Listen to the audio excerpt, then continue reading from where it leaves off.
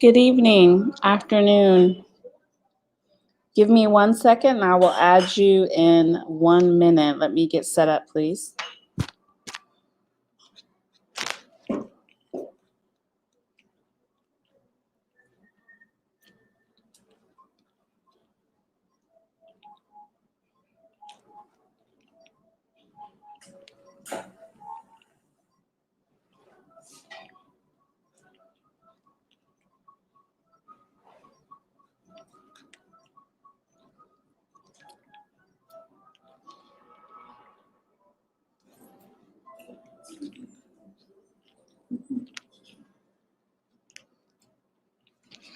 Hi, Misha. Can you see me and hear me okay? I think you might be on mute.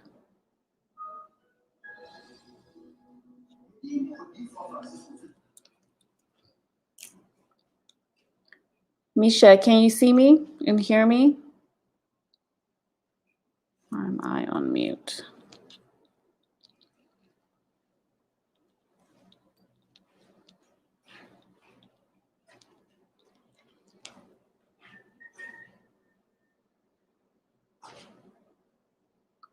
Hello?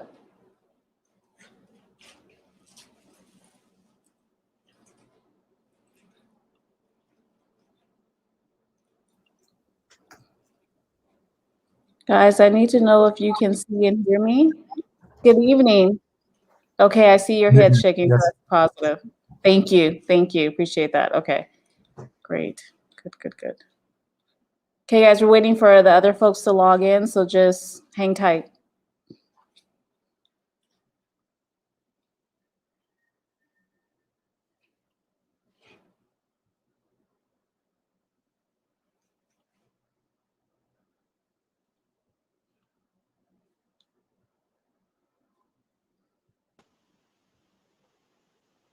Good evening. How are you tonight? Good. Good afternoon here. How are you? Good afternoon. I'm good. Is your wife with you today or your partner? She is here, but she's still working on paperwork. Do you need her to join for a minute? No, it's fine. Just everyone hang tight. Let's wait for our other folks to join us, and then we'll go ahead and get started. So if you don't want us to hear what you're saying, go ahead and mute yourself until everyone's on, and then you'll hear me talking. Okay? Thank you.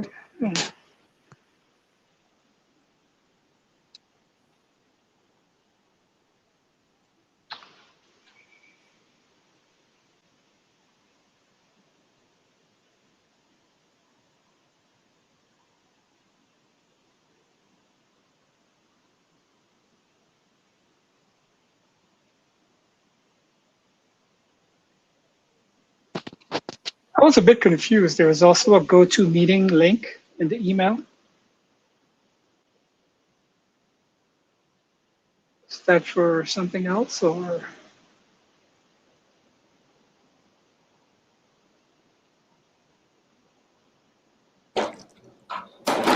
There shouldn't be, I don't know. I didn't realize there was a GoToMeeting link inside of that Google invite. I didn't set up a GoToMeeting. So if that's Okay. there, that's accidental. I would Okay. have to go back and check it. Okay. Google Meet, it says. Okay. I'm just wondering if folks who are late actually went over there instead. So I think that's. Let's find out. Hold on 1 second, please. This is what was in the email. That one.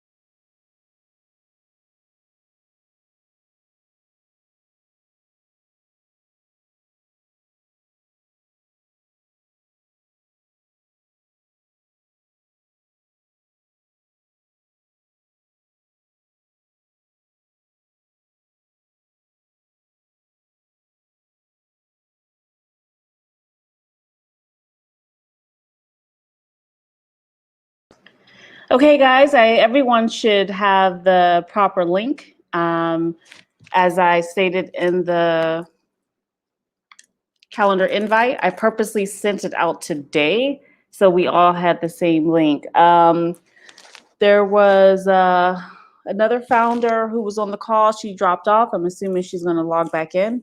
And the other folks, hopefully they'll call in because no one's on that Google Meet link, which I thought was deleted, but the StreamYard link is there for everyone to join. We're going to just go ahead and get started. And again, I'm recording this, so whoever missed the first part can always watch the replay. Now, I want to make sure that I understand who actually submitted what work because I can't tell. And then additionally, if everyone has access to the Google Drive as far as being able to access the submission folders to submit your work. Gwen and sweetie, I keep messing your name up. Gillum, is that right? Yes. Okay, I'm trying. I'm working. I'm trying. If I got it wrong, correct me now so I can get it right. I got your submission, so thank you. That wasn't a problem. I got them before the due date, so I've read over them.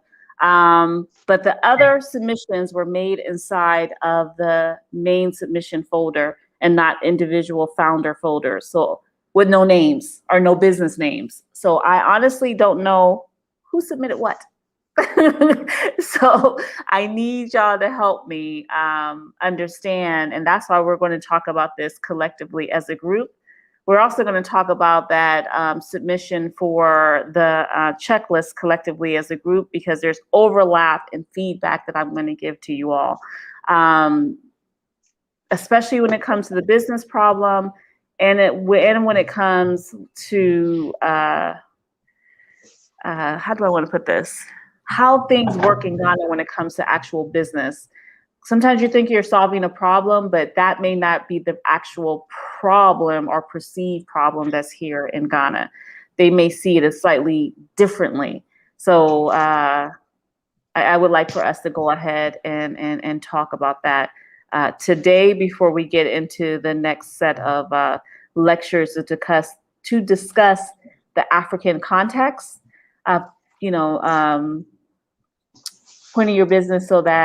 Situating your business so that it's in an African context. So this is all interrelated. I'm sorry, I'm trying to check my email to see if the other folks emailed me and said anything about not being able to connect, and I don't see anything. Okay, so the G Drive, who doesn't have access, who does have access, please let me know. To the actual drive itself where you have the admission folder. In the admission folder, you have your company names, and I only put Agritech for you all. Y'all, you shaking your head. You know who I'm talking about because I just wasn't sure which business you guys wanted to go with when I actually created the folder, so I can change that at any point in time. Misha, did you submit? Because I think you did. Yes, I did, but I just was having a problem with putting it into my individual folder.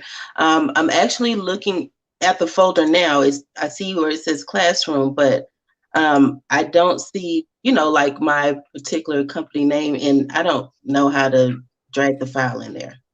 So when you clicked on the assignment submissions cohort 1 folder, when you clicked on that, do you see the subfolders inside of there? It says like Agritech is the first one, Daytech Systems, and then your company, SA Imports.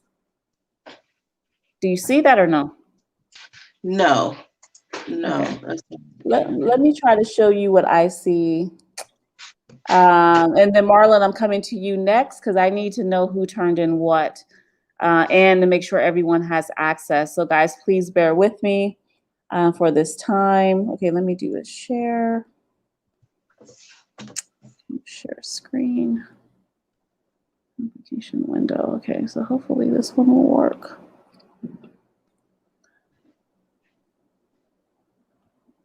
Okay, when I share my screen, you all, I can't see what you see.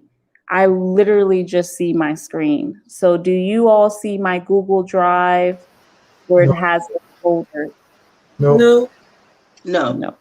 Okay. Michael and Fialicia are on backstage, so you should invite Ah, them, I think. thank you. Good afternoon. All right, we are all here. Awesome. Okay, so I'm just doing some housekeeping right now to make sure, find out who has access to what, and I'm going through each of the founders to make sure folks have access to the G Drive, so bear with us. And so I guess you guys still don't see my screen, right? No. No. Fun times. Okay, Misha, when you go into the Black Unicorn Business Blueprint, and you see the admission folder, what do you see? Just talk to me and tell me like one thing you see inside that folder.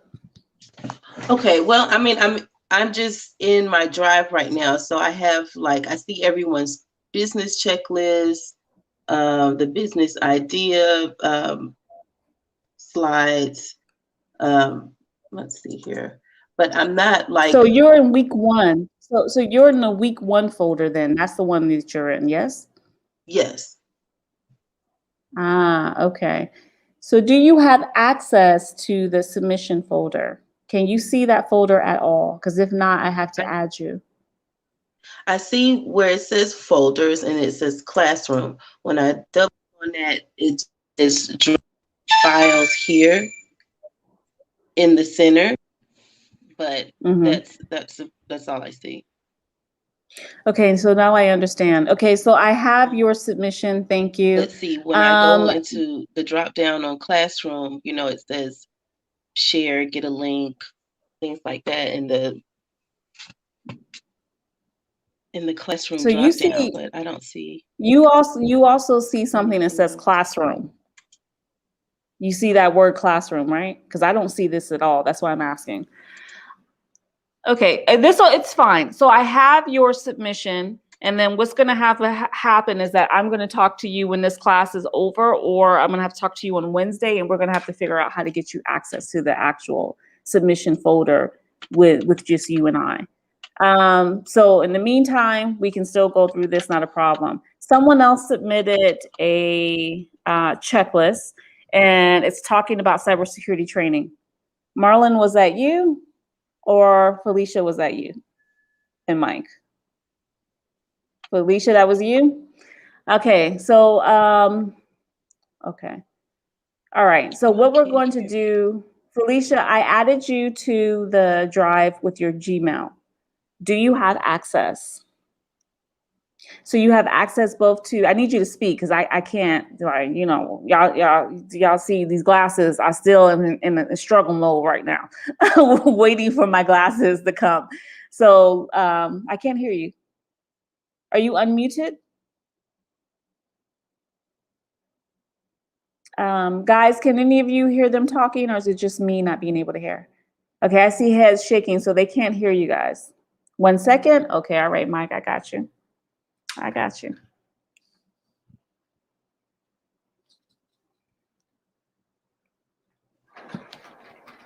Okay, we're ready. Can you hear me now?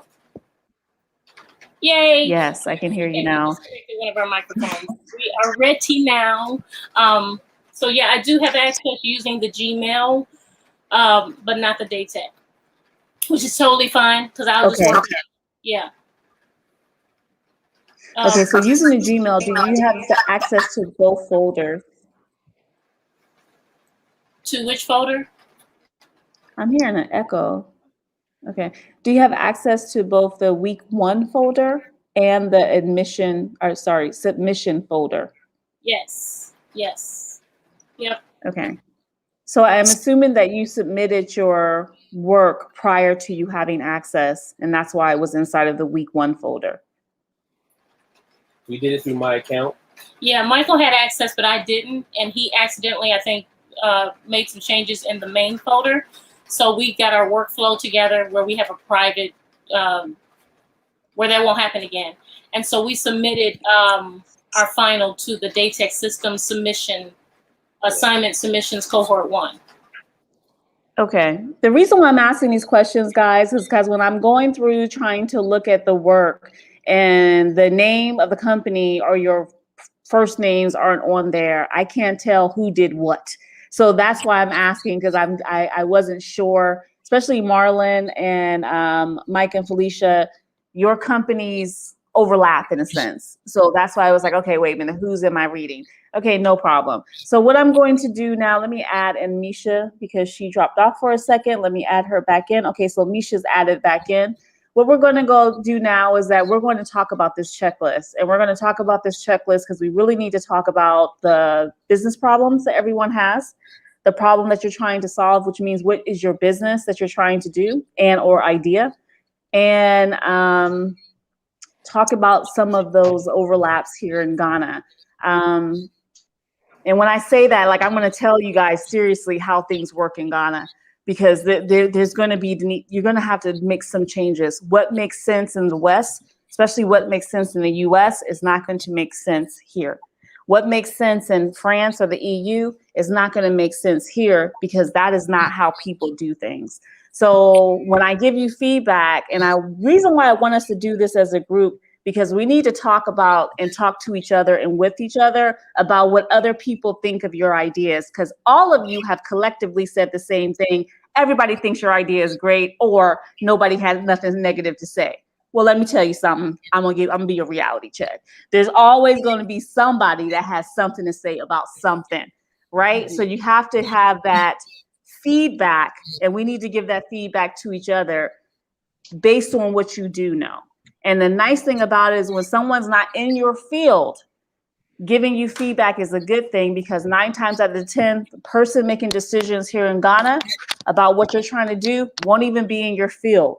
They'll just have oversight of what can and cannot happen within an organization. Does that make sense? Yes. Yes, everyone? Okay, great. All right, Marlon, let me ask you. I didn't see a submission. Did you guys already submit, or like, you might have submitted in the last 2 hours? No, I actually, because I couldn't submit, I actually attached it to an email that I sent to you. Yeah, I got the email, but what you attached was the original. It was the original document. It was empty. There was no answers. So for me, I didn't know if you were just telling me, hey, I want to write on this. For week 2, this week, I put the document in Word format. So everybody can go on Word and type in your answers. You don't have to rewrite no questions, copy, paste, nothing. You should be able to go right into Word once you copy the document into your drive, into your folder, and complete it that way, so we won't have this hiccup. Hey, y'all, we live and we learn. Actually, I'm looking at what I sent, and it's my changes are in there. Well, I didn't see them when I tried to open up the file, but it's okay. So we're going to talk through this now today. And what I asked for you to do at the end of the session is please just put it in your folder. Do you have access to your folder? No, so that was the issue. You still not have access? Wait, can you see? Okay. No, so with my company email, I had the same problem that the other folks have, which I can read, but I couldn't write. With my company email address. So I guess at the end of the class, I'm going to give you my Gmail, and you can just add my Gmail and see if that works. Okay. That will work. The Gmail will work fine. So at the end, I'll get that information for you. I'll add you, and then you'll submit. What we're going to do now, guys, get ready to pull up your documents and get ready to start reading so we can talk through. I can ask you questions and ask for the class to give feedback. So, oh, Mike, did you volunteer? Thanks, boo. Come on. Mike and Felicia just volunteered. I love it. Y'all so studious. Okay, so let's talk about the checklist. Go ahead and pull your checklist up for me, please. All right. And let me know when you're ready. Got it. Okay, so on the checklist, I want to hear, you can read this. You don't have to come up with like a picture or anything right now, but I want to talk about what your business is and the problem that it's solving. Well, so that's like the first section. Yeah, I'll just read it. I'll just read it. Yeah. It's gonna. Okay. So idea one is to provide enterprise level IT services utilizing best practice in defensive cybersecurity and secure electronic communications and connectivity. That's idea one. Idea two Okay. is to provide high-end online training and resources in accordance with the above services, the ones we just listed. Classes with physical and logical security practices, along with social engineering techniques. And the problem? As Ghana continues to grow and gain influence on the continent of Africa, the government also becomes more of a target for competing entities and colonialistic organizations who seek to manipulate Ghana's current IT infrastructure. The implementation of this proposal, implementation of this proposed services, cybersecurity, will allow Ghana to better secure the information of its citizens while making Ghana a much more difficult target for those with malicious intent. Okay. Don't read the idea two problem. Let's stick with that one. So let me ask a question before I give feedback. Were you all able to hear that? I was a little bit hard to hear. So were you able to hear it? I need to get closer. Wait, Mike. I just want to see if they can hear it. Class, black people, black people. I know, I see your faces. I know y'all still there. Could you hear it okay? It was a bit muffled. It was a bit muffled. Yeah, it was a bit muffled for me as well. What I asked though is that for the problem solved, Mike, if you can just read that first one for idea one again, that would be good. All right. Can you hear me better? Sitting close enough? Yes. Okay. Yes. As Ghana continues to grow and gain influence on the continent of Africa, the government also becomes more of a target for competing entities and colonialistic organizations who seek to manipulate Ghana's current IT infrastructure. The implementation of this whole service will allow Ghana to better secure the information of its citizens while making Ghana a much more difficult target for those with malicious intent.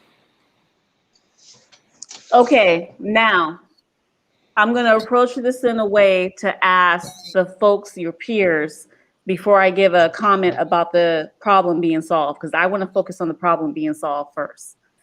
Guys, do you understand what the problem's being solved?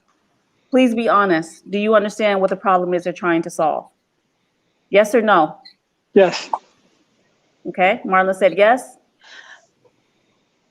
It's okay if you don't. Yes. Please be honest. Misha, you understand? They're trying to say no. They're muted. Wait, Mike. Yes. Misha, yes? You said yes?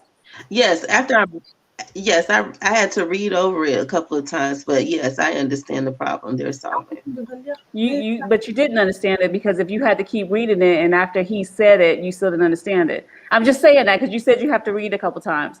So I'm going to jump in right now. Gillum, give me a second. I'm coming to y'all 1 minute. I'm going to tell y'all right now, Mike and Felicia, I didn't understand the problem. I felt y'all were making more of a personal statement, and I'm going to tell you why in a second. Gwen and Gillum, go ahead. What did you guys think? Did you understand? We didn't understand, but I think it's more because we didn't understand some words, so the whole thing didn't make sense. I think it's a barrier, a language thing here, because some words were very technical. Yes. Okay, so that's good. That's not a language barrier. You know what that is? You're not that deep into IT as they are. So let me tell y'all something about. Sorry, guys. You making me laugh while you laughing. You making me giggle just to hear you giggle. Ghana. There are. This is going to be true for a lot of African countries. There are a lot of people here that have degrees and positions in technology, IT, enterprise level director, enterprise level instructor, infrastructure. They're just now learning what DevOps is, and they are on a roll with trying to give people these titles, have no idea what is actually happening. So a lot of it, they're going to get confused about. So when you're talking for the problem that you're trying to solve. It can be high level, but it has to be more simplistic. And I'm not saying people are dumb. That's not what I'm saying. What I'm saying is that it has to be more simplistic so someone who is not in IT can understand what it is you're trying to do.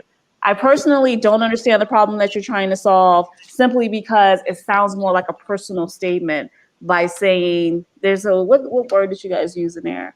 You said something about colonial something. Oh, colonial. Yes. Yes.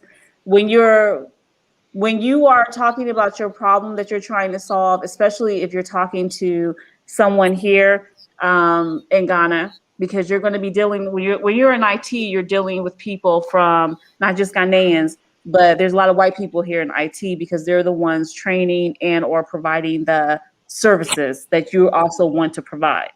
And so I'm going to be honest, you got to be careful on how you say things to them. That's just simply put. You don't want to say anything about how their mindset may still be colonized. Don't be me. Be the opposite of me. Be politically correct in every way. And that's the best way I can say it. When you're talking about trying to solve the problem, I want you guys to think about, because I'm going to ask you this later on today while we're doing this class, to reword the problem that you're solving. Because I got distracted by the statement that I felt that you were making versus the problem you were trying to solve. So I still don't know what the problem is you're trying to solve. So I'd like for you guys to think about how you may want to reword that. And you don't have to write it down right now. You can just think about it and then you can speak on it now, or you can speak on it a little bit later. Go ahead. Can we just interject one thing? Yes, ma'am. Later on in the document, you asked us another question.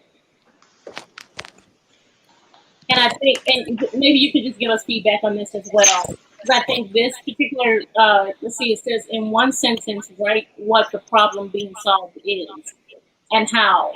So if you want to read that real quick, and just tell me if that makes more sense. All right, so this is the answer to that question. Our cybersecurity and training services will bring more awareness and help solve the current security problem. Lack of integration between Ghana's cybersecurity laws and large corporation security policies regarding sensitive information used in the education, healthcare, and other industries. So it's still a lot of words, but for some reason I thought that probably further defined our problem, which is the lack of integration. And then how we're going to solve it is the cybersecurity and training services. Okay, so but does that still relate to and still connect with your idea 1 versus your idea 2? And if it does, then it sounds good. I think it's a lot more fluff in the first 2. I know I ran into issues in the first 2 because I was trying to say all of this in 2 sentences, which maybe this isn't how we talk, right? But in order for me to get the ideas out and still keep it down to the 2 sentences you asked for, I had to make those kind of sentences. But if we were allowed, maybe if it wasn't a sentence constraint, but more of a time constraint, maybe we could have used different words and got it out better. But I mean, that's why I wrote it the way like that, because we only had 2 sentences to say it, and it's hard to describe anything in IT in 2 sentences, especially. Yeah, but you still have to. You can still describe it. But I think that the second statement that you have actually says what the problem is and how you will solve it. And all in what did you write? 2 sentences for that? It explained both. Yes, it explained both. So that is good. That is very good. That's why it's good. It's good because she did that. Together, we both did it. Y'all are a team, okay? Y'all are a team. Y'all both did it. Okay, all right. So let's go ahead. We're going to switch gears to a completely different industry. Guys, if you're not talking, please mute because I'm hearing echoes.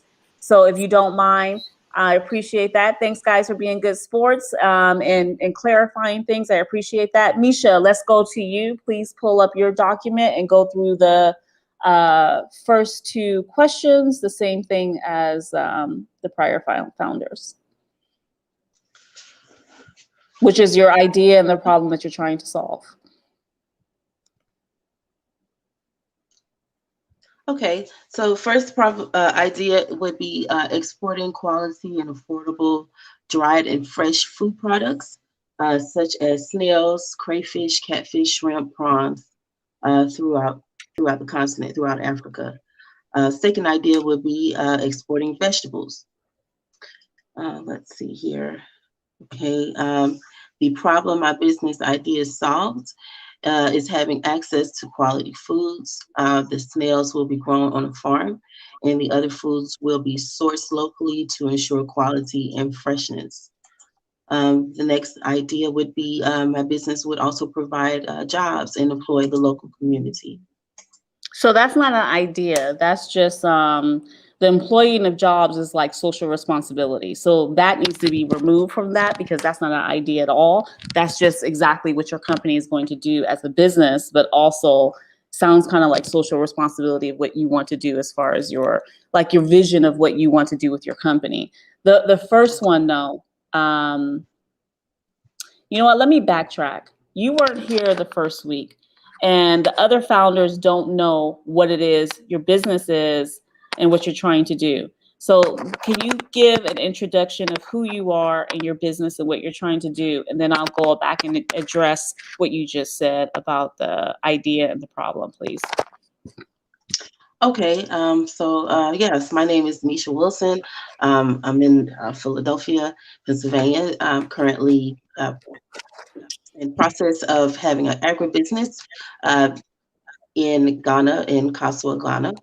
I have currently shared land there, have land there. So I'm planning to farm snails, catfish. I am second generation Nigerian. So I have, and I've seen when I visited Nigeria, you know, the women in the markets, how things similarly operate there. So my intentions would be to farm snails, either fresh, frozen, or dried. I know Kalea was saying that there is a West African trade agreement. So I plan to trade throughout West Africa and eventually export either back here to the continent or, you know, India or wherever place, you know, my product is needed. Yeah. Okay. All right. So what she's talking about as far as being able to export, ECOWAS allows you to export within the ECOWAS nations. There's 16 within West Africa or the Western region of Africa. And then the African Continental Free Trade Agreement, which has became effective in January 2021, allows you to trade more easily across the continent. So those are all good things that she's talking about. So going back to your idea, the idea, you have a lot of different products. And the reason why I say that is because you're going to have to, because you said that you're farming, you're sourcing, you're farming, and then you're going to, what is it called? You're going to actually produce the dried product. So you're going to actually, you know, do what needs to be done to dry out those snails, package them, and then ship them, right? Or are you partnering with another organization that's going to do some portion of that? Just a question. I plan to have the machine. I've been looking online for the actual dehydrating machine to dry them. You can also dry them like outside, like the women do. You can totally dry them in the sun. I've been seeing all them snails getting fried in the sun. Just saying. Right. Yeah. Exactly. Okay. So, but it's not there. They have a smoker machine. So I plan to have the machine and also, you know, bag them, ship them, do it all myself. I'm going to do it myself. I don't want to. It's going to be in-house. The reason why I say that is because your idea has a lot of different products. Now, I would always recommend to go with one, if max 2 products when you're first launching, because you have to test the market and you're going to have to see what is and what will not work when you're actually here. Snails work great in Africa, but shipping them out of Africa at the size that they are, and these aren't the, you know, escargot, little cute fancy snails with like green butter and stuff on them. These some big giant snails. You know what I'm saying? They look like steaks. There's different types of snails. Yeah, Right. there's different types of them. So there's some that grow bigger than others. Yeah. Yes, yes. Okay, the ones I've seen are Mm. huge. So I was just like, I would say for your business problem, I like the way your business problem is written. I'm going to tell you now, you need to focus. You need to focus down onto 1 to 2 products and focus in on that. That way you're drilling down on what you need to do and you're very specific of how you're going to do that. As far as the problem being solved, can you tell me again what the first problem being solved is? Not the creating jobs, but the first part of the problem being solved. Food that is fresh and of good quality, and that can be sourced locally, which I guess sourced locally would tie into the freshness. And yeah. So source locally means that you want to sell it in Ghana, or you want to. Go ahead. The snails I would grow myself on my farm. Source locally more or less deals with. I'm listening. Source locally meaning that like aside from the snails, like the shrimp, the catfish, I could get those locally because someone that I know, he's a catfish farmer. So I guess those ties into the other products, but if I'm just focusing on one, it would be the snails because that I am farming them, raising them on my own. So those would be sourced locally on my farm with quality and freshness. Okay, I think I would say for your business problem, you really need to drill down and find out, is there a need for this product beyond Ghana? If there's a need for this product, a desire and a demand for this product anywhere outside of Ghana, it doesn't have to be on another continent. It could be anywhere in West Africa. Then you can say something like, there's a high demand for snails to cook in specialized traditional dishes. And we are providing these snails to restaurants, or we're providing these snails to hotels or something to be more specific, but you have to know what you're doing. Like, I'm just giving you ideas right now. I'm not telling you what you should be doing, but it needs to be very specific because what you're saying right now, that's not solving a problem. That's basically what you think is a perceived problem, but that's not an actual problem. An actual problem is when people actually are trying to get something and can't get access to it. Or a problem can be when there is a demand for something and it's not on the market at all. Right. There's a higher demand in Nigeria than in Ghana. I was more or less wanting to introduce it to Ghana if they're, if the reason why it's not there is because of lack of access. No. They eat snails. They eat snails, but it's abundant here. Snails are abundant here. It's not like it's not enough of them. There's a lot of them. You can get them everywhere. But if there is a demand for them in Nigeria, then that is what your selling point can be, because Nigeria is the most populated country in Africa. So that is a selling point. So you need to rethink how you want to position that so you can talk about that later. So just think about that. Felicia and Mike, I want to go back to you guys really quickly about the problem being solved.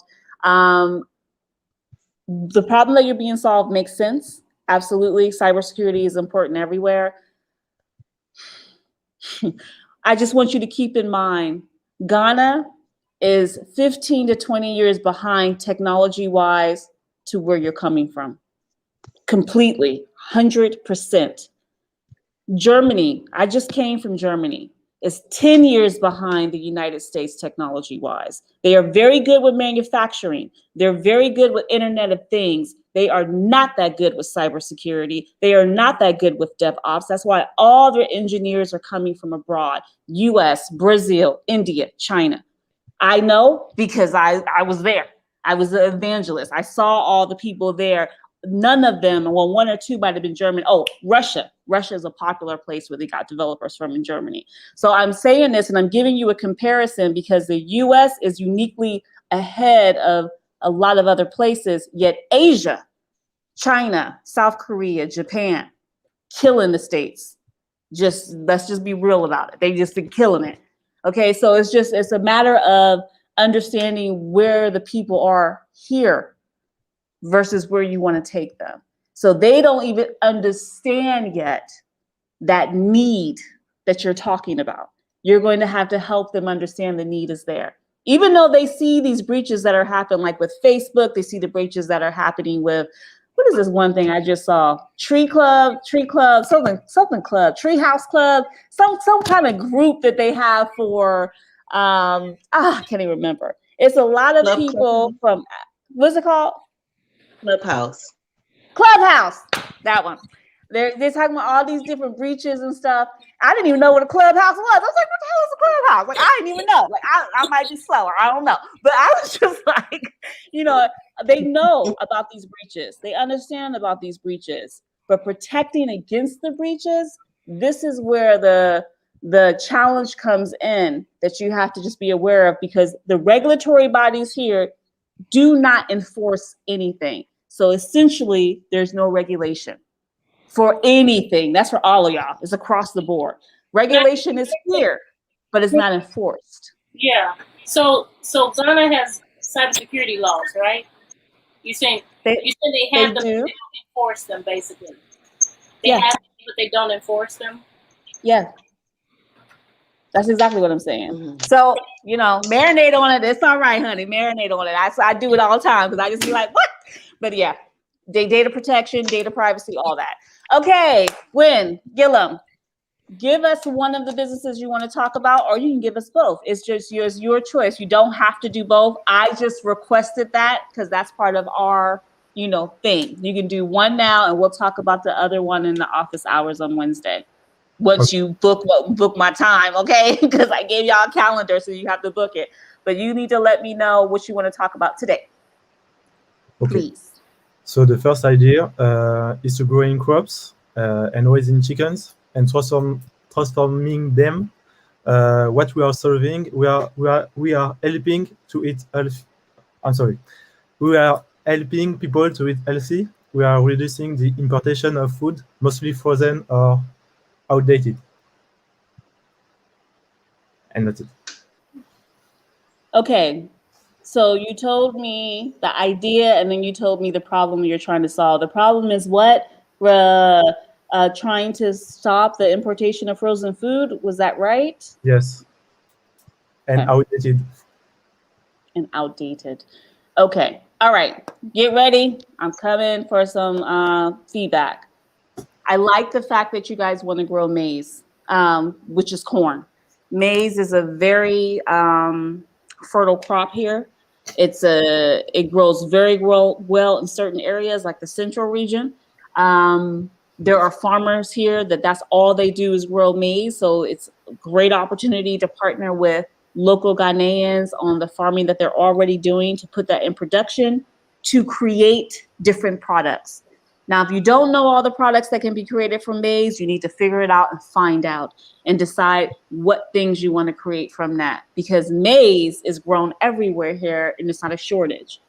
Secondly, people in Ghana, and this is true for most of West Africa, don't eat frozen food. Frozen food is a Western phenomenon. Yes, Gwen? Can you speak just a bit slower? Yes, girl. Yes. I told y'all to stop me when I do that. Yes. Okay. Frozen food in Africa, in West Africa, is not a thing. Nobody buys frozen food. They do have some in the major supermarkets, like ShopRite. What's the other one? The Game.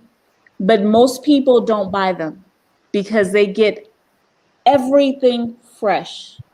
They get everything fresh when it's in season from the market, like the farmer's market, or they can go to the supermarket, like the big grocery stores, and buy there. So that's not a problem here. However, that is a problem in the West. There are a lot of frozen foods in all the Western countries, United States, Canada, all of the EU, UK, saturated with frozen foods. So you need to understand and decide how you want to address that. Now, your maize production and the counter production with the chickens, because the chickens, you know, can feed off the maize and you can grow them and grow them. You can, what is it called when you have animals? I don't know, raise them. You can raise this livestock and produce other means of income through the eggs or, you know, selling them chickens. Because, you know, people like to eat some meat. I know I be eating some meat. So people they will buy that meat, right? But you have to think of how are you going to do that, starting off small initially, but then maybe going large, or maybe doing it on a larger scale so that you can export it to France. But you're exporting something unique because what you're going to export will be 100% organic. And it will be organic because it may produce cornmeal, it may produce different types of flours, it may produce different things that could be used in ways that are helpful. I don't know. I'm not a maize person, but I'm saying it's a good product. Associating that with the livestock of chickens, or what do we call chickens? I don't know. I'm gonna just call them chickens, right? It's promising, especially if we're down the line, you want to go into hemp. So this is all very good, but you have to understand what the needs are here, and or how are you going to address those needs that are in Europe or in the West. And you can play this back, honey. You can play it back if it's too fast. Play it back, okay? Okay. Okay. Yeah. So I do want you to take a moment while I talk to Marlon about his, to think about maybe some other things. You don't have to answer this right now if you don't know. If you need to take more time to do research, you can, because for all of you, I told you guys we're going to be coming back to this list at another point in time. Because at 6, we're going to go ahead and go into the lectures for today. But just think about that as you guys are moving forward. Okay, Marlon, I haven't even seen yours, so go ahead and tell me what your business is and the problem that you're solving. Okay, so my first business is DevOps IT training and IT services outsourcing. And the issue I'm solving is US corporations are looking to become more competitive by reducing IT costs. By outsourcing to Ghana, we hope to reduce costs for US corporations contracted by our company, and also increase employment, IT employment in Ghana.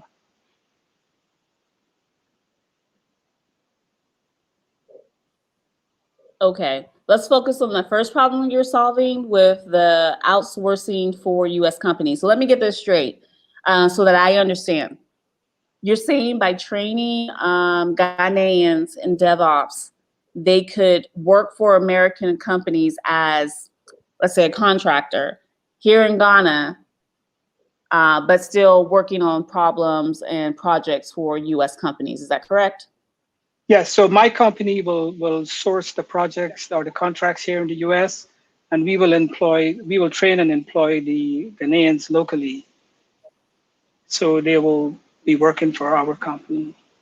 So they don't have to seek the employment themselves. Yeah. Okay. The problem that you're trying to solve, the idea, our business itself, is great. Let me ask you a question, though, about what I know about skills here in Ghana. How are you going to get people who are already IT professionals upskilled to understand and learn DevOps if the credentials that they already have only taught them the basics of IT? Literally did not even really teach them object-oriented programming of any type. Maybe some HTML. Right, so that's the training. I actually do some of that right here in Maryland, where a lot of folks coming in, the newcomers from Africa and Ghana, Nigeria. So we have these so-called basement training. And we basically bring them all the way up from Linux to DevOps. We have a little curriculum that we go through. And when we're done, we work with them to get employed. So it's I think the main challenge is get people who can stick with the program, because it's not like it used to be where you can just learn Linux. We just tell them it's a wide curriculum, and if they stick with it, you know, in the end, they'll be employable.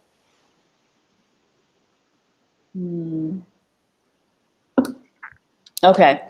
I think that's great. I think it sounds good. It sounds great. I really need you all to get to Ghana so much so you guys can see on the ground how things work, how the electricity works. The lights are on now. Let's hope they stay on through the rest of the class.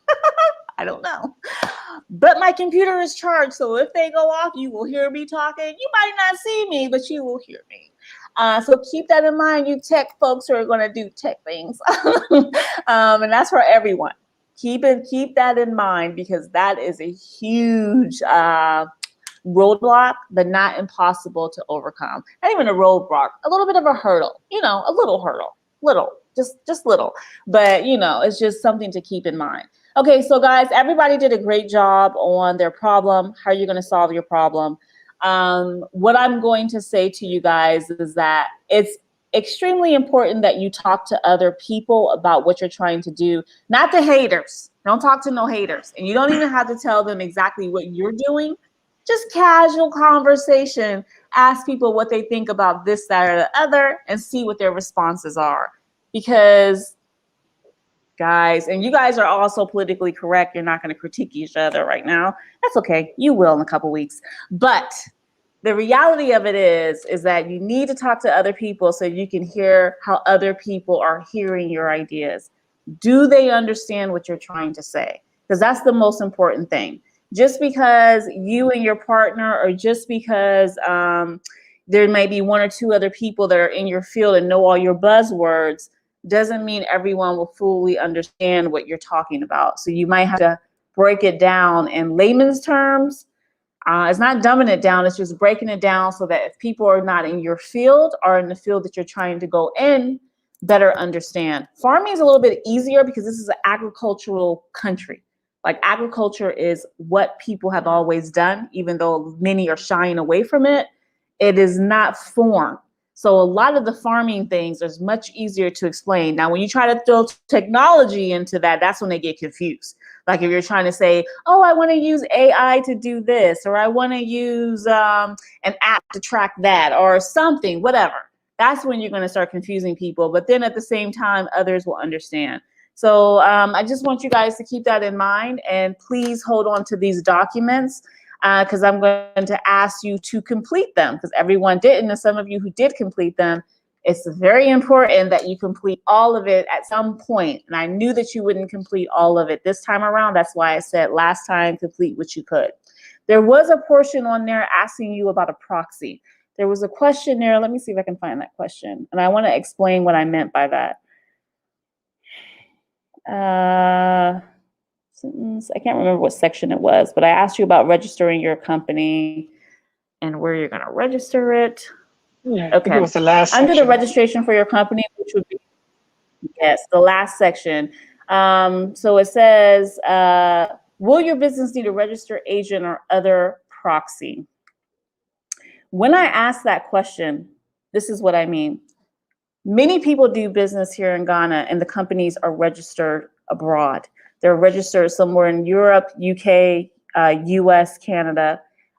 So for instance, when I was in the US, my security company, I registered that while I was in Germany, in Delaware, through a registered proxy. So this is a company that they focus on registering businesses for people who are abroad, typically foreigners, but they do it for Americans as well, right? So I registered it as an LLC, which is a limited liability company. Here in Ghana, there is no limited liability company, but there is a limited company that you can have here, which is essentially the same as the LLC.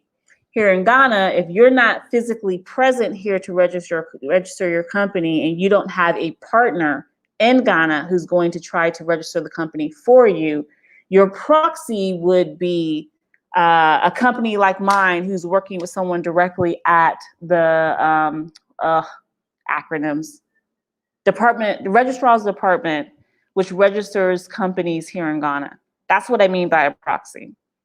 I'm going to go through this again later on, but I'm going to just tell you guys now about company registration. In Ghana, every first quarter, they raise the cost to register your company and implement it within the second quarter. So registering a company with a Ghanaian at this point in time is 600 Ghana cedis, because last year was 500 Ghana cedis.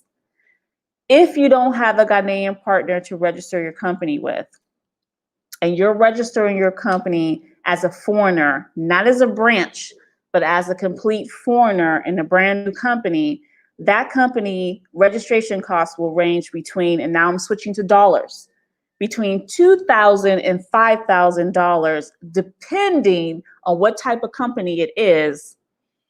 And I just hate to say it, but depending on who's processing the documentation at the time, because that's just how Ghana works. That's exactly how the Lands Commission works too. Nothing set in stone here.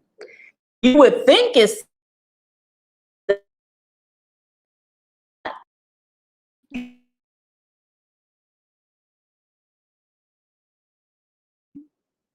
see, you know what? Look at Ghana. Look at Ghana. I just lost my connection. Can you guys hear me? Can you guys hear me? Shake some heads or something. Say something. Yes. Yes. Yes. Am I back? Oh, thank God. Yes. Okay. All right. You know, okay. Y'all know I got some backup internet too, though, just in case. But on the websites, they'll give you a specific price. And then when you go there, physically go there, all of a sudden the prices change. And it can be a variety of reasons. Someone wants to be greedy. Someone sees you're a foreigner. Someone just like, you know what? No, that's not the price anymore. And you pay what they ask. That we all have to do that.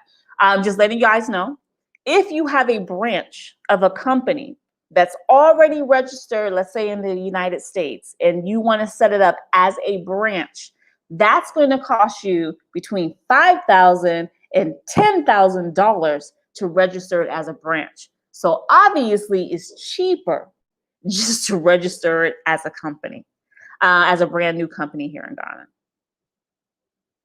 Once you come to Ghana and you visit, especially those of you in Agri, once you come and you visit and you start getting connected with other Ghanaians who are doing something very similar to what you are doing, especially farmers, that farmer who is likely illiterate and or not as educated, but knows about farming in and out, fantastic, phenomenal farmer, but wants to be able to produce on a larger scale, but needs investment and needs someone to partner with, could be your partner. That farmer who is 100% Ghanaian can drop your cost to register your business all the way down to like 600 Ghana cedis. So keep that in mind when you're thinking about registering your business here.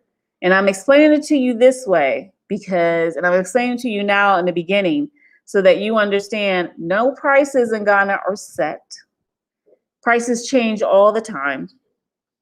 Those prices I just gave you are the ones that were just given to me in March, because we're in April now, so early March, right? So those, I was like, okay, so these are the ones I'm going to share. When I registered my business, I registered with it, and it was at the time 500 Ghana cedis. Was it 5? Yeah, it was 500 Ghana cedis because I did it at the beginning of 2020. Yes, the beginning of 2020, they had just raised it from 400 to 500, and now it's 500 to 600, I believe. So I just want to give you that feedback so that you are aware. And I know most of you are probably in shock, like, what is she talking about? She's all over the place.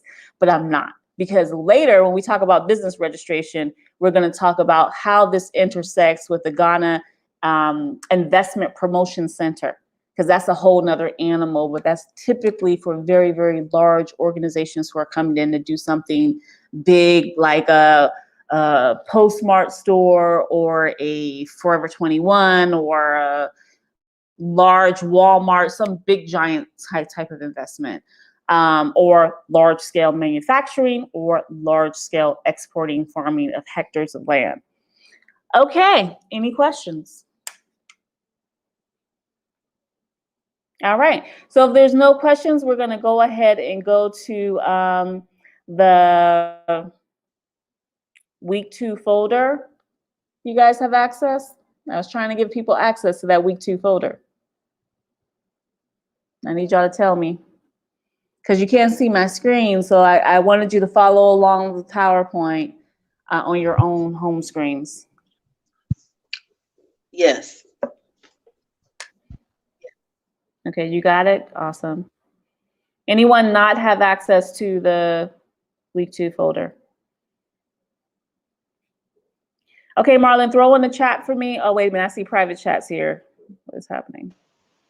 Okay. Yeah. Marlon, can you send me your email on the chat so I can just, okay, send me your email on the chat so I can quickly give you access.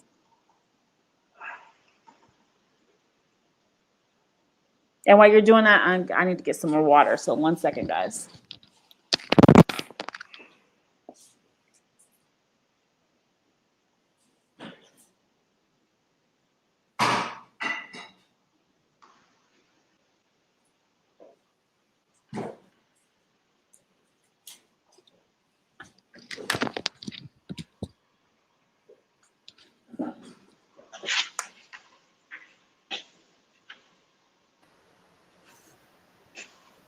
Marlon, did you send me your email in the chat, or how did you send it? Both ways. Ah, okay, I got it. Yes, I got it. There's an echo, a delay. Si tu pourras toujours me donner accès après. J'ai pas week 2. Okay. We don't have access to the folder week 2. You don't have access? Okay, I sent that email out today, so you didn't get it? Does anybody else not have access? Let me know. I have the dev plan, but not the access of the whole folder. Oh, Yeah. all right. Yeah, I don't have the folder. Oh yeah, we don't have the folder. We just have the direct access to the document itself. So when we click on the link, we're going directly to my business development plan, not the folder itself, or not the hierarchy. Ah. Okay. Everyone needs access to the actual folder, so that's why I'm asking. So I'm trying to link everybody in here now. Okay, let's see.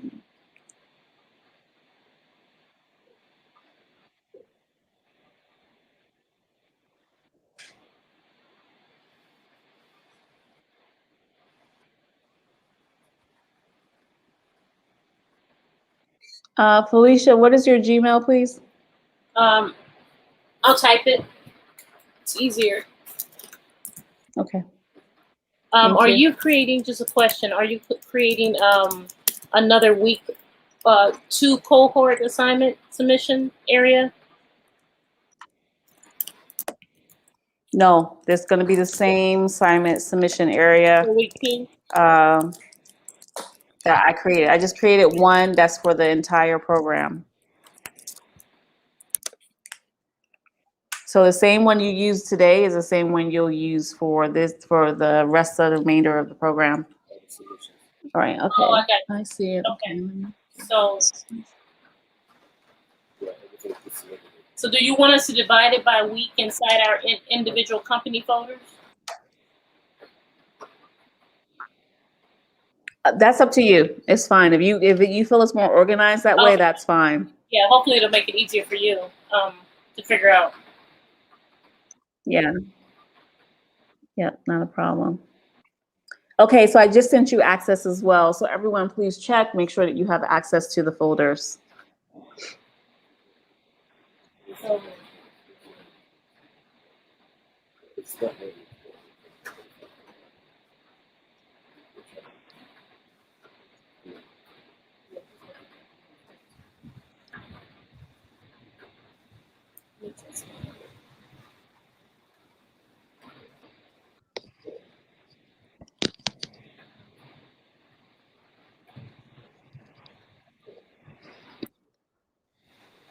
Okay, you guys have access?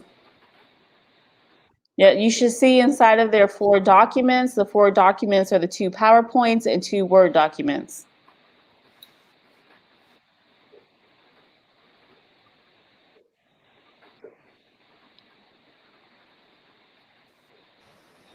In which should should we enter? Are you gonna share your screen? I'm trying to share the screen, but week 2. And the file? And which file should Do we you have open? access to week 2? Yes. The adapting your business, African context, I believe is the file name. Okay, thank you. Thank you. So I just see I'm trying to share my screen. I don't know. Yeah, that's all we see too. We only see I dev just saw plan. the dev plan. I don't see any PowerPoints for this week.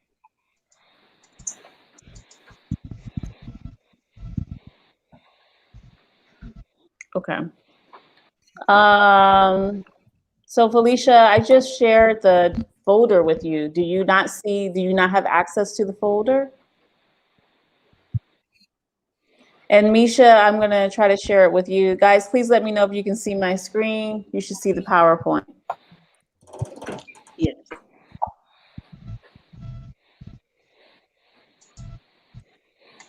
You can see the PowerPoint slide? Yes. Yes?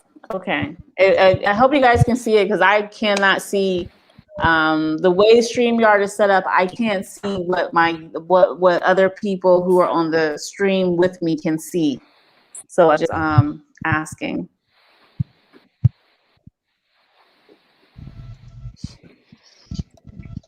Okay, guys, I'm going to go ahead into the lecture because we need to end on time. If you do not have access to the folder, please, again, let me know after the class and I'm going to get you access because everyone needs access to the content so that you can review it on your own time. Also, so you can follow along. So as you can see here, we're talking about adapting your business to an African context. I don't want to put this in presentation mode because I'm scared it's going to lose the ability to share the screen. So I'm just going to do it like this. Everybody follows, yes? Yes. I need you to see because I can't see you guys. Okay, good. Gwen? Yes. Am I going too fast, dear? No, it's okay. I'm going too fast? No, it's okay. Thank you. Oh, okay, right. You know, I want to make sure okay, good. Okay. All right, so we're going to go ahead and talk about cultural awareness and differences.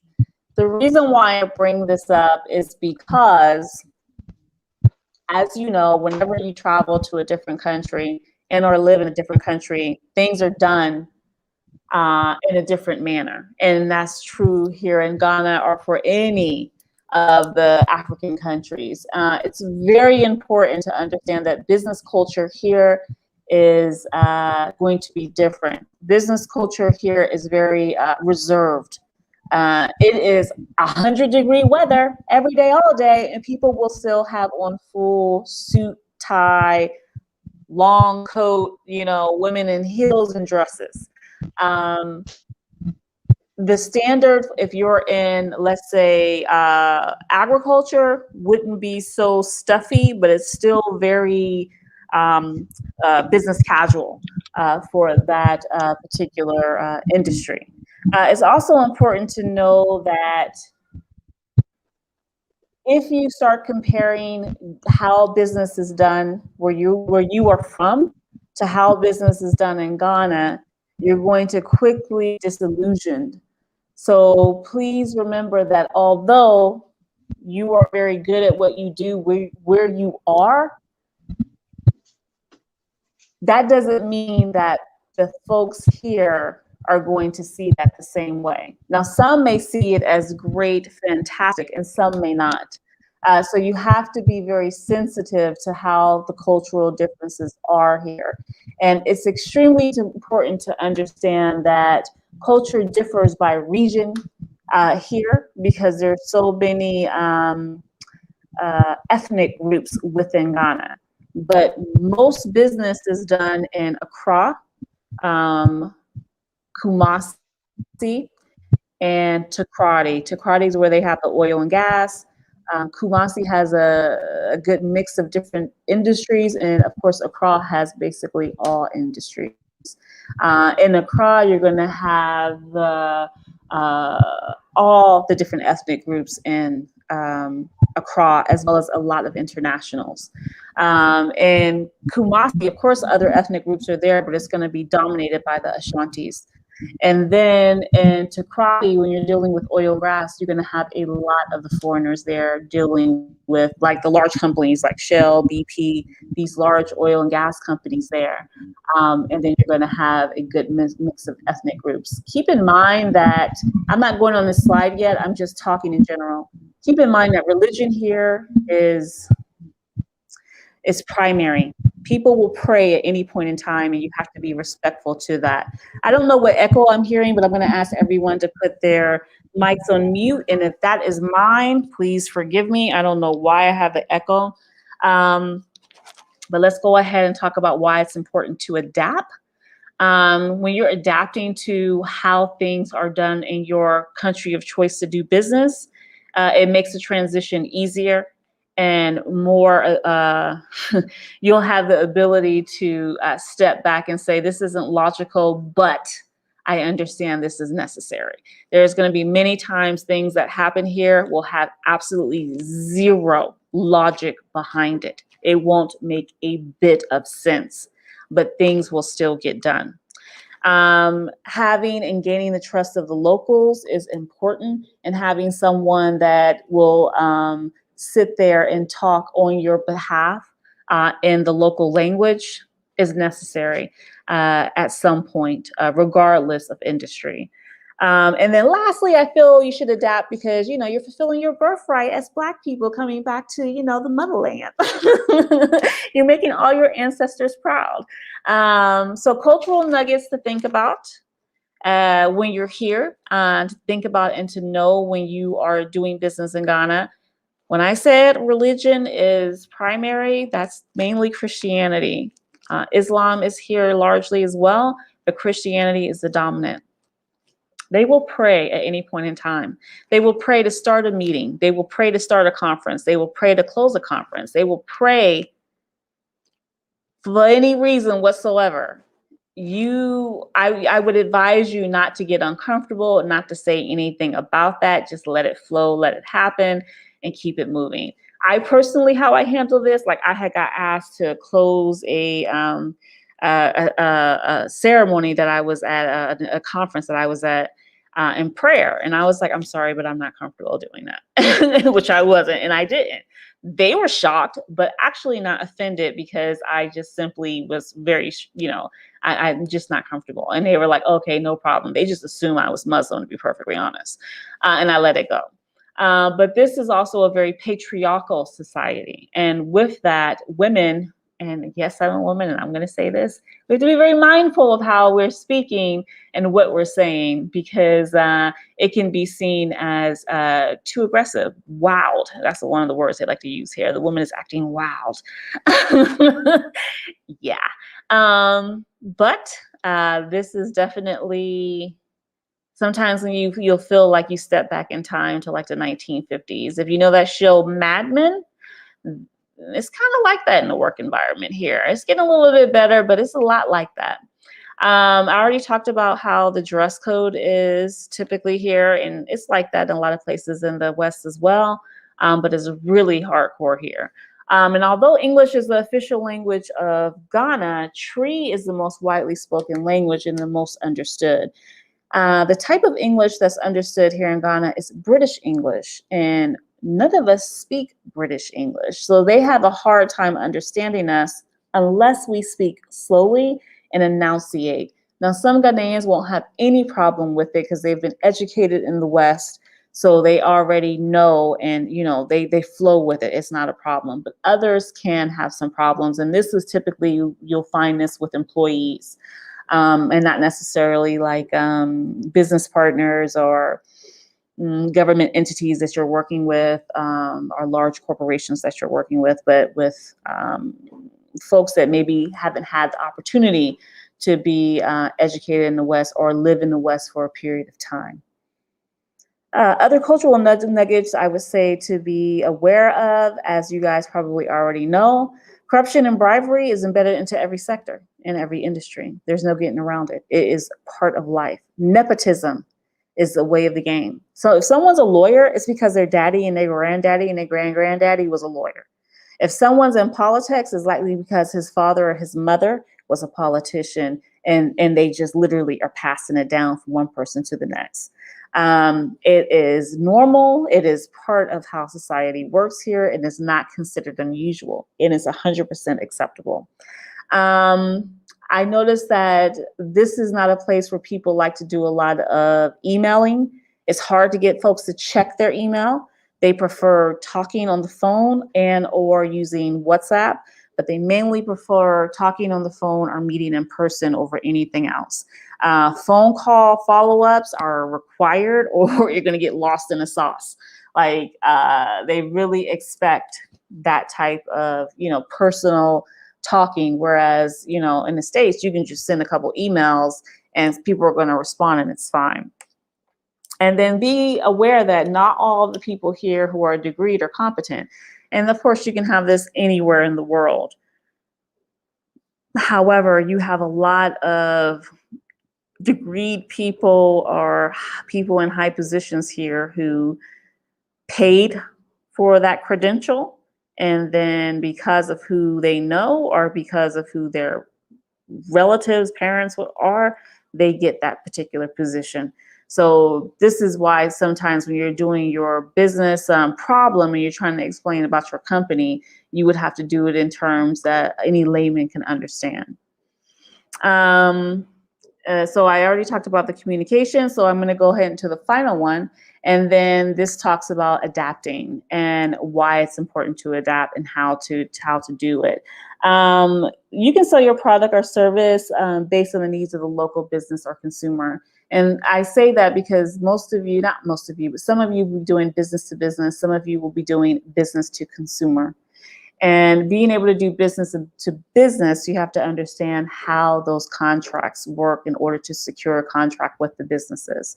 And so that's going to require you to learn and adapt how you do things.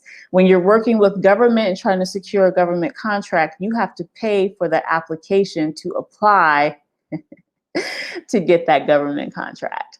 I've actually never experienced that. I've never knew you had to pay for these kind of things, but here you do.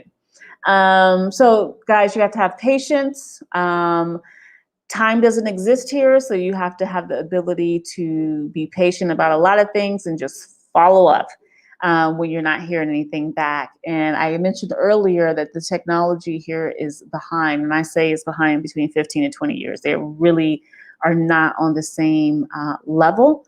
But the infrastructure is still in its infancy and has a lot of room to grow and to be cultivated. So, in short, just embrace cultural nuances and be aware of that when you're doing your marketing material and how you're selling or delivering your product. Now, I'm going to try to go back to the screen so I see you guys. Any questions? Yeah, I had a quick question about, you were talking about one of the meetings you went to, and they asked you to pray at the end. Along the same lines of that, if you have a client who I guess obviously you want to do your research on the client. If you find out that they're religious or they're Muslim or some other religion, would you recommend that we dress, I don't know, with a head wrap or whatever for whatever reason? No. Okay. No. Now we want to be respectful in all ways. We don't want to. We don't want to throw people off. We really don't want to throw people off. Muslims and Christians here get along with with each other without problem, including in the workplace. So when they pray, let me be specific about that. When they pray at an event or when they pray in a meeting or something like that, it will be a Christian prayer first, followed by a Muslim prayer. Always. They go in succession. So it's kind of like we're not leaving anyone out. So no, you don't ever have to do that. And most times you don't know someone's religion when you first meet them. You know, you won't know unless someone tells you, or you know, like, no, you won't know unless someone tells you. So yeah, hopefully that answered your question. Any other questions?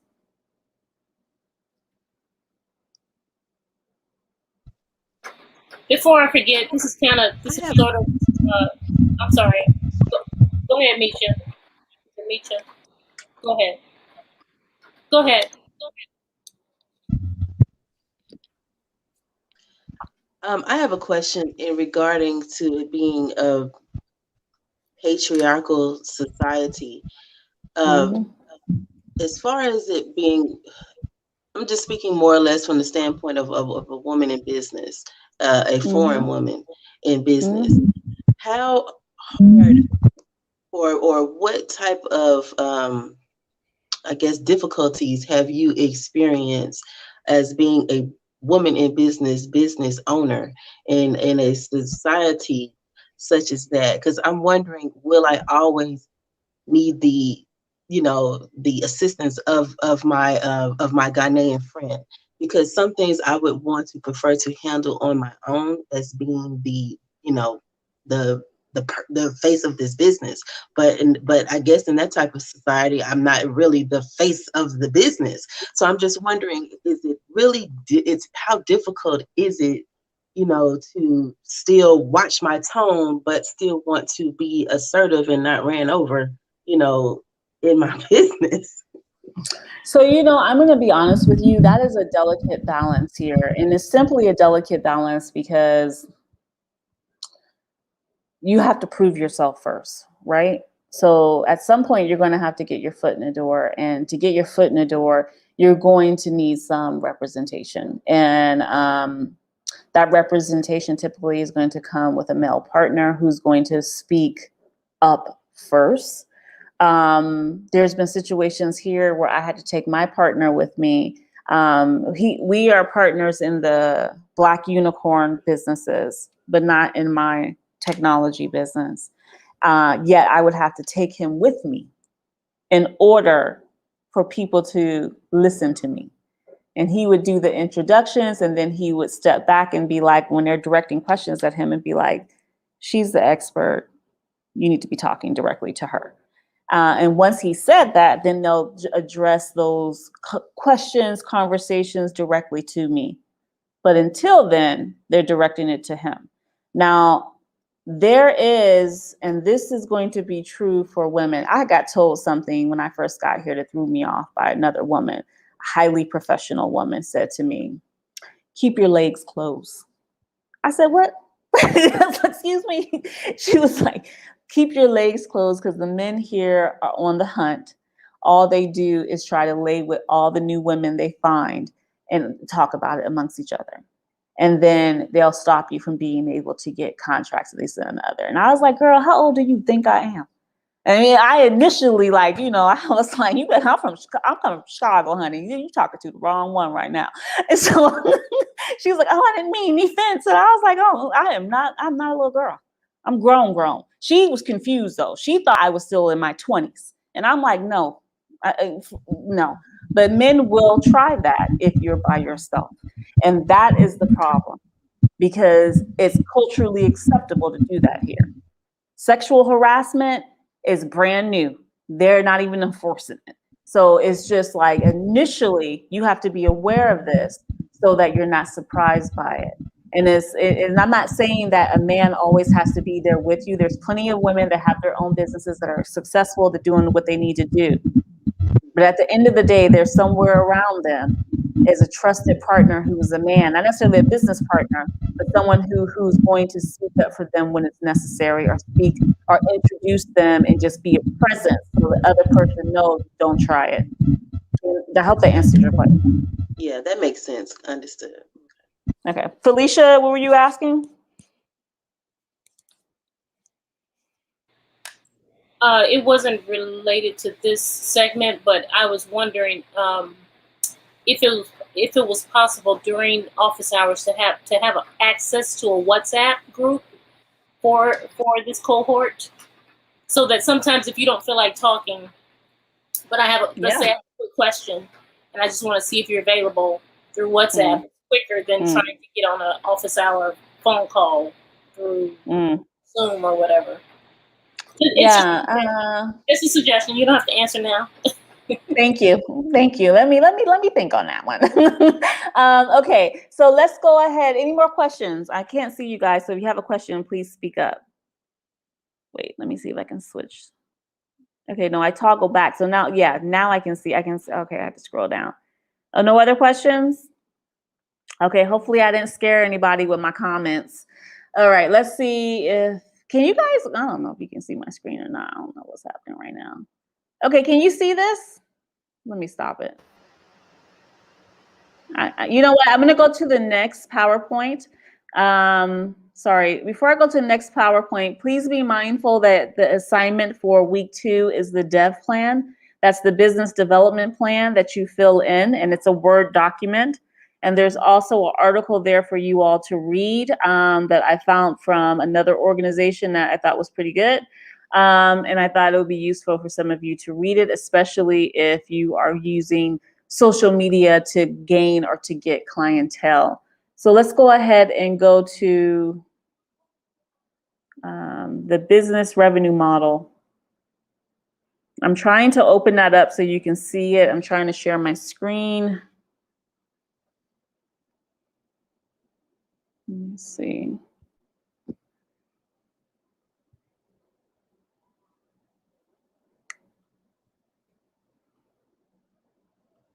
Okay, business revenue. Okay. Can you see the business revenue models in your business? Yes. Yay. Okay, awesome. All right, guys, you have to think about how you're going to get paid. How are you going to make money from your business? And that's the whole point of the business revenue model. So I found that the business revenue models that work well in Africa based on other entrepreneurs that are here and other businesses that are here, including the businesses that I have, that subscriptions work well. You can do monthly, quarterly, yearly, but they work well. And you can do your subscriptions in dollars if you wanted to. As actually, when you do subscriptions, it's easier to do it in dollars or euros than it is to try to do it in CDs. So you also can be able to make money by doing direct sell of physical goods. So like you made a product like the snails. You have snails, you package them all pretty and nice, and you're selling them. That's a physical product. Here, when people get physical products like that, they're like delivered through a courier service, like on a motorcycle. They have motorcycles. They have these little, boxes or whatever that they have the item in, and they deliver it. You guys have all seen this. They either are on motorcycles, bikes, mopeds, some kind of way they're delivering a good to you. They do that here as well. Typically, though, in Accra. I don't know of any delivery services like this outside of Accra, but they definitely are popping up all around Accra now. Platform marketplace business models work well here too, especially if you're selling directly to another organization and white labeling it. If you're doing, so the platforms would be, when I'm talking about platform, I'm talking about some type of software platform that you white label and they integrate it into their organization. That does well here. Marketplaces is something like like eBay. We all know eBay. You're selling a variety of goods on that marketplace and people are buying it. One of those type of marketplaces here is called, what is it called? Gigi, JIJI .gh, I believe it is. And they're like eBay or Craigslist, not eBay, because eBay does auction, but this is like, they sell all type of different items and people can list their items from clothes to cars to houses to electronics, everything you can think of is on this particular site. It's very popular and widely used across Ghana. Digital sales are also work well here in Africa. So you're selling an ebook, you're selling training, you're selling consultation services. All these work well here as well. So those are just a few type of business models you can do. The basics that I listed here in this slide is that your customer may not be your consumer, meaning they might just buy something from you one time instead of being a consistent consumer for you. So instead of having someone who's paying a monthly subscription to intake what you're talking about or what you're delivering, really buying into what you're saying. So like those of you who are going to offer training, especially if that training's paid, you know, if you have an online component to it, those people should be recurring and coming back. So you can do it as a one-time payment if you want to, or you can do it as a monthly payment, or however you want to break out a subscription. The revenue model can impact your business across all areas. So that includes your branding, your sales, operations, and finance. But when you're first starting, you and your partner are probably going to do all these things wrapped into one. It's not until you start growing that you'll need like accounting to handle your financing, someone who's an expert in sales, are really good at selling, like a sales rep to come on board. You don't really need all these things now, or even a CEO if you don't want to be the CEO of your company, or a CTO, a chief technology officer for your company. So each model has its advantages and disadvantages of how you can make money. So if you have a subscription, but you don't have enough content for someone to constantly be paying monthly for it, then they're not going to continue to renew it. So, you know, that's like a disadvantage. So you have to think about these things when you are setting up your business. So things you need to consider when developing your model, your revenue model. You really need to decide which will work best for you. What I just talked about, none of these may not work for you. You may have a different revenue model that works for you, one that I haven't listed or will talk about, and you can create your own business model, revenue model. Revenue models aren't set in stone. The best thing about a startup is that startups tend to create their own revenue models, like Airbnb. When Airbnb first came out, those first 5 years, people didn't understand or know what was going on because you had an application basically that you can use on your phone or you can use on the computer that allows you to be able to connect with people who want to rent out a room in their house or, you know, rent out their house in particular to just some stranger who was coming to take a vacation in their city. You know, no one knew what that revenue model was. They created that model, and so did Uber. So these are the kind of things you need to think about because you can create your own. I'm just sharing with you like the most common. You really need to identify your target and your customer market and know who they are and how you're going to serve them, especially if you're shooting for a market here in West Africa or in Africa in general. You will have to understand at some point what are the differences. Ghanaians and Nigerians are completely different. Yeah, they're in West Africa, but they are completely different. Folks from Kenya or Tanzania are going to be different than folks from West Africa. East Africa, West Africa, night and day. And then South Africa, South Africans are basically like Europeans, like just like Europeans.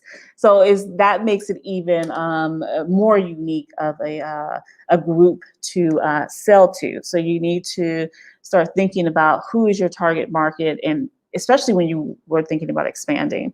Determine what your value proposition is. Why should they go with you? Why do they want your product? What are you adding? What is that added value to your product that makes people want to buy from you versus buying from others? So just think about that as you're sitting up here thinking about your businesses and how you're going to operate them here when you come to Ghana. So the next two slides I put here just as examples of types of revenues. Now, I don't know if I can, hopefully I can, I'm trying to expand this, but I can't. I don't know why I can't expand this right now, but so I can't read it. But these are different revenue models that are out there right now that people use. And the chart that I gave you, this second one here, lays out the revenue model, a description of it, how it works, and the type of companies that are using them. And I put this here so that you can have an idea of the types of revenue models and how they correspond with companies that you may have heard of, may use today, so that it can help you understand the type of revenue model you may want to use for your company. And you can always change or switch up your revenue model at some point. You don't have to stick with it. I just wanted to introduce you all to this as you're thinking about your companies.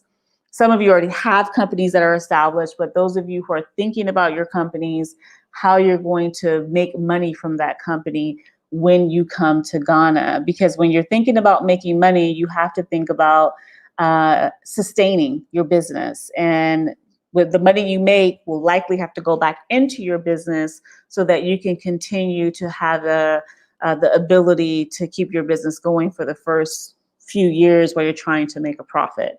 So if you have any questions, please let me know what those questions are so we can chat about it. Or if I bored you to death, my bad. I have a question about going back to our business plan list, business list we were working on, we were discussing earlier. The checklist, yes. Yeah, so I had asked you, what did I ask you? Oh, I said that Ghana has cybersecurity laws, but they don't enforce them, is what you were saying. Can you elaborate on that and tell us the why? So is it a manpower thing? Is it a cultural thing? Is it a, like, why wouldn't they? Because obviously we looked on the internet and found the policies, but it's why wouldn't they enforce them? What is the why? So, you know, that's such a good question. I wish I had a crystal ball. I wish I can tell you exactly why things are done the way they are here. When I told you there is no logic, let me elaborate. There is no method to the madness. Nothing is enforced here. There's regulations for everything, and it's not enforced here. And I don't understand why. However, they can selectively decide to enforce something on certain people at any given time. But typically, because of the bribery and corruption, even if they were going to enforce something, somebody could be like, let me give you this envelope. Thank you very much for coming by. Deuces. And they will take their money and it's all done. Yeah. This is the way of the world in Africa. This isn't a Ghana thing. This is an Africa thing. This is not just Ghana who does this. There's many countries in Africa that do this. Pretty much all of them. You know, but it's a way that people can still operate, function, and work here because you have all these white people, Arab, Chinese people, Indians coming here, making millions and coming from nothing where they came from and just starting small and learning and understanding how the culture works and having a Ghanaian or two, or depending on what African country they are, whoever that local representative is, to speak for them and get their foot in the door. So it's always possible to work within the parameters that's set out, but I can't tell you why. I can't tell you the reason. I have no idea. But the Caribbean has the exact same chaos, and it works. Yeah, it sounds like we just need to find a way to motivate the government to want to enforce. It sounds like you have a savior complex. You can't do that. No. You're not going to motivate the government. I mean, no, no, hear me. Without contributing to the corruption. And maybe, I'm just brainstorming here. Maybe the idea is to, unfortunately, get a white face to represent us. To go. Oh, hell no, girl! What? And go and convince them, because you know some people have that white thing syndrome thing going on where they'll listen to white people, but they won't listen to this. They do. So they do. So I'm saying there has to No, they do, but that doesn't work. No, Okay. that doesn't Okay. work because they've tried that. Like That's they different. literally have come in and tried that. And Ghanaians don't care. Yeah. Let me tell you, you know what? Money, when they say money talks, Yeah. yo, Okay. they meant that about Africa. But then that Money talks in Africa. would be But I'm not contributing saying to that you corruption, have right? to say that again. It would sort of be contributing to the corruption by putting money under the table. I mean, No, I'm not telling you. I'm not telling you to bribe someone. I'm yeah. not telling you to be part of the problem with corruption. What I'm saying to you is that you have to be aware that this exists, Right. and Right. you have to find a way to work within it because you can't change it. Only once the organizations and the people in power decide that they actually want to make a change and enforce those changes will the change happen. Not one sole individual can change that. Certainly not a foreigner is going to change that. It's not going to happen. But it's still possible to do legitimate business. It's still possible to do things. I don't do corruption. I don't pay bribes. I don't do any of that, but I still am able to work. Now, I'm going to tell you now, things go much slower when you don't. So there are a lot of things. I've lost opportunities because of that. Things are going much slower for me because of that. But I'm okay with that because I'm not trying to have a large business. I'm not interested in that. I want a small shop. So I'm happy with that. Me, 5 other people in my business, I'm good. You know, but depending on what your goals and ambitions are and how big you're trying to grow and how much money you're trying to make, then that could be different for you.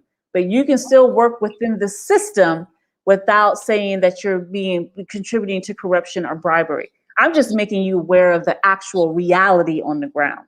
Yeah. But you cannot come in here thinking that you can persuade anybody. You're not a Ghanaian, number one. That's not gonna work. Number two, and this is true for if you're in any African country, especially Nigeria. The Nigerians, oh my God, they more aggressive than anybody. You know, it's just like, I love Nigerians. They be like, look, I'm gonna tell you what to do. Okay, Nigerians are the best because they get it done. But here, it's complete opposite. Like Nigerians and Ghanaians are night and day. Night and day. And they're so close together. But you know, it's just kind of like you have to work within the system, and you don't know how to do that until you're actually here dealing with people in your field, talking to people and understanding which ways to navigate.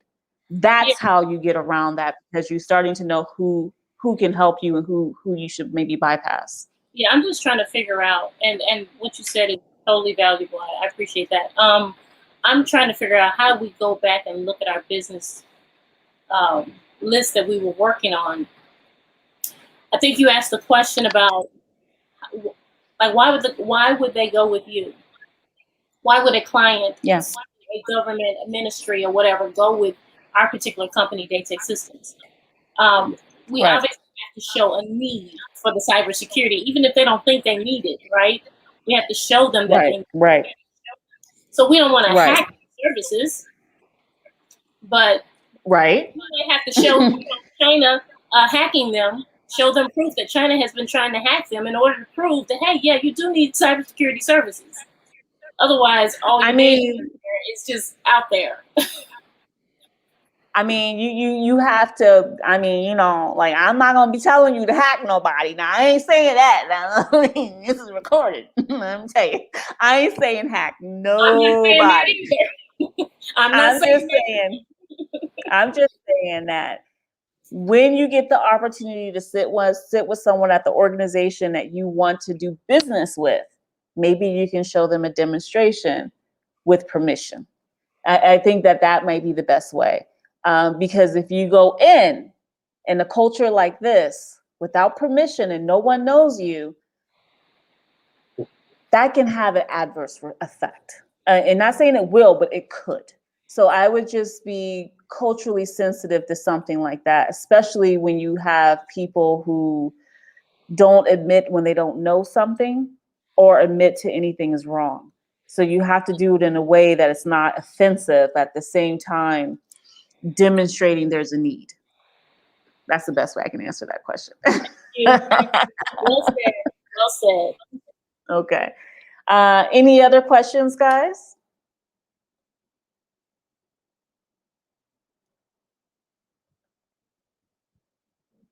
Okay, remember I have office hours set up in one of the many emails that I sent you during the week. It was this week. I sent one for setting up office hours. That email has the link for the calendar so that you can schedule your office hours for the duration of the program. It's every Wednesday. I ask that you set this up. For those of you in the States, you set this up by Tuesday morning because of the time difference.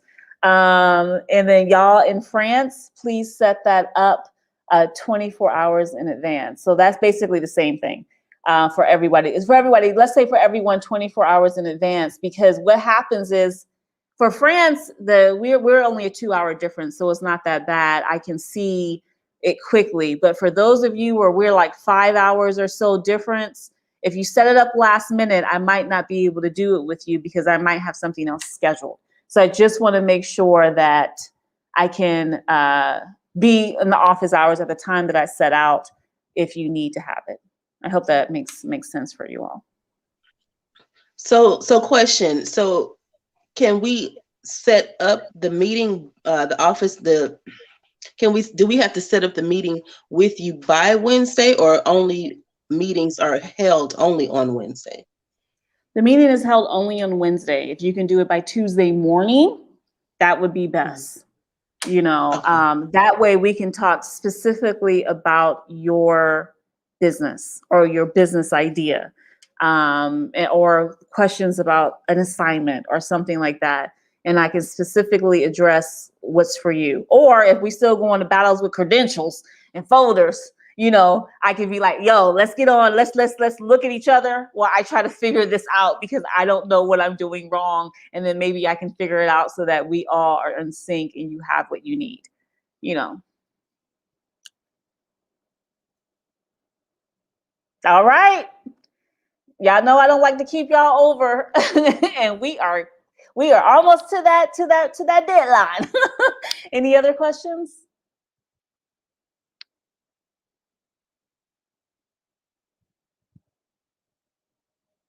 Okay, I think I saw a thumbs up. They tripping with my glasses. I'm gonna tell y'all, like I'm struggling. Y'all look real tiny. Okay, guys. I'm sorry. I got a question. Yes. Yes. Were you supposed to give us the link for the business registration? Registration. Just the price. Give you the link for the business registration? You mean to register your business in Ghana, or which one are we talking about right now? You said earlier that it can cost $600 if we create it in Ghana. Yeah, CDs. Yeah. CDs. Ghana. Okay. Mm-hmm. Mm-hmm. Okay, I don't have the link for you right now, but the company is called, I wonder if I can put a chat. Registrar's Department. Registrar Department. Anyway, I can't, for some reason, can you see my private chat? I don't know. Let me see. Registrar. Let me see if I can pull it up for you right now.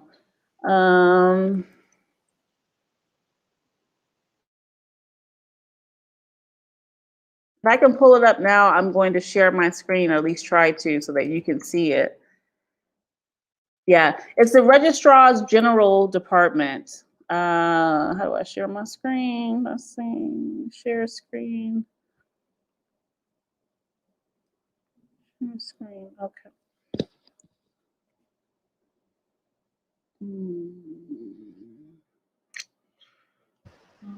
Okay, I assume, I'm sorry, Felicia and Michael, you can go in the link, but we cannot for some reason. It is. Oh. Where are you located?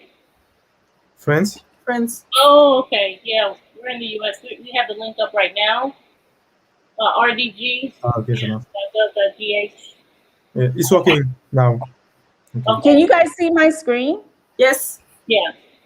Okay, so if you type in Google Registrar General's Department, now I don't know if there's some kind of, I mean, you should be able to see this though, I thought, even if you're in Europe, but it's the Registrar General's Department. And if you click on it, it'll take you to the website. And there it is. This is what the website looks like. So you can go through this. Don't do any of their stuff or else your data is going to go no man's land and you don't know who's going to have it. Just warning you right now, because it is not secure or maintained. But that is what it looks like. Okay. All right. So Registrars General's Department. There later on through the course of this program, I have a whole video on business registration, walking you through the website, paperwork, everything. But I forget what week that's in. Okay. Any other questions?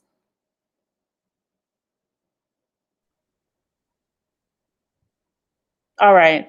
Okay. Well. What's happening? I don't know what's happening. I'm echoing like crazy. It's creepy. Anyway, guys, thank you. Thank you. Have a good evening. Good afternoon. Enjoy it. Please do your homework and turn it in. Bye, guys. And let me know if you don't have access to something. I'll get you access. Thanks. Bye. Thank Bye. you. Bye-bye.